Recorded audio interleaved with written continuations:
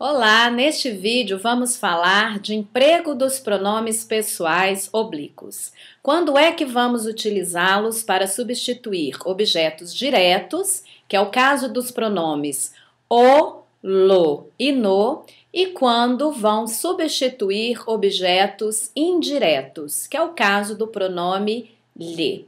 Vamos conhecer as regras. Vamos começar estudando os pronomes pessoais que substituem nomes com função de objeto direto, que são os pronomes o, lo e no, com as suas variações de feminino e plural.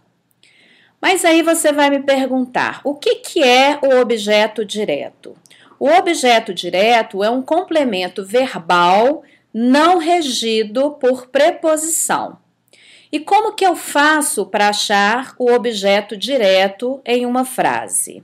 É muito simples. Basta você pegar o verbo e perguntar a ele o que ou quem. Por exemplo, Paula registrou as propostas na ata. Paula registrou o que? As propostas é a resposta, objeto direto. Outro exemplo. O diretor convidou o amigo para almoçar.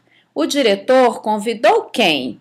A resposta, o amigo, objeto direto.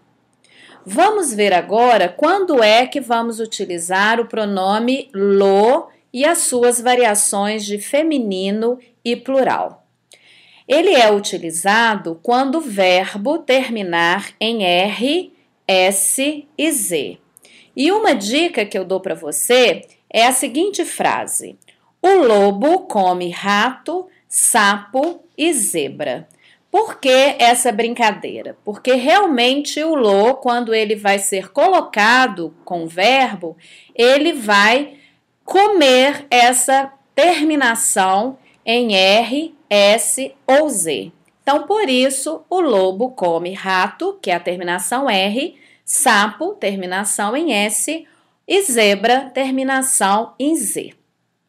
Veja os exemplos. Fiz todo o trabalho.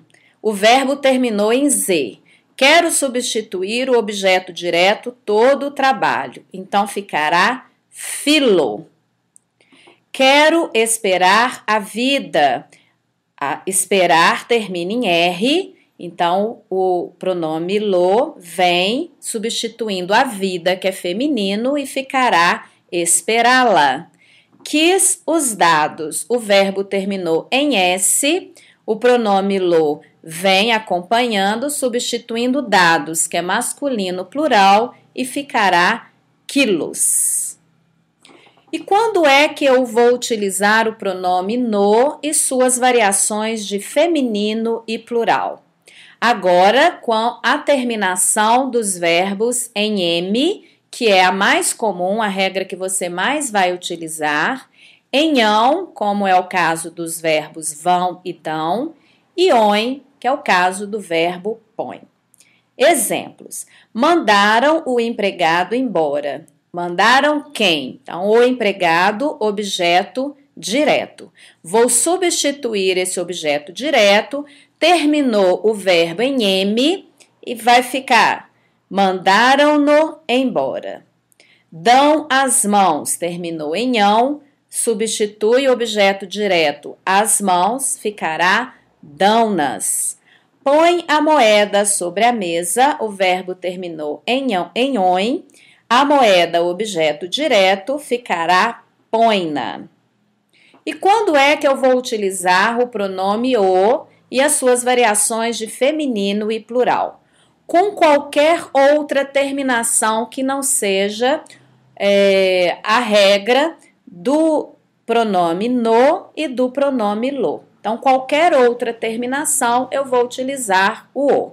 Por exemplo, vi o homem chegar. O homem é objeto direto, o vi termina em i, não é uma terminação nem do caso do lo e nem do caso do no, então ficará viu.